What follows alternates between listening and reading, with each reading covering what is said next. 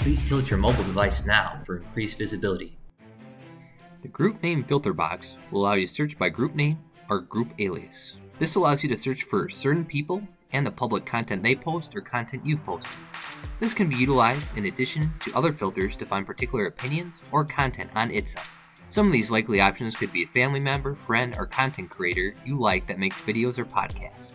In this case, I've typed my own group alias name, Elite Eskimo, with the word nuclear in the primary search filter to get a more refined search. Under my results, you'll notice each item has a group alias ID. This shows you who created the item and is also what the group name filter is searching for.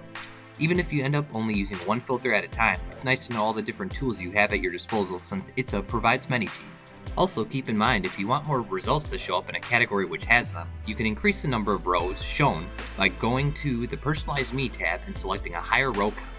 Now I'm going to pick an item from my category Great Christian Resources, and you'll see a description of the item along with both the category and item keywords. This is yet another way to find information on ItsA, but I'll get into that more in depth on another video. Just click on the Go to Article button and you'll arrive at your item's content. This video has shown you how to utilize the group name filter box at a basic level.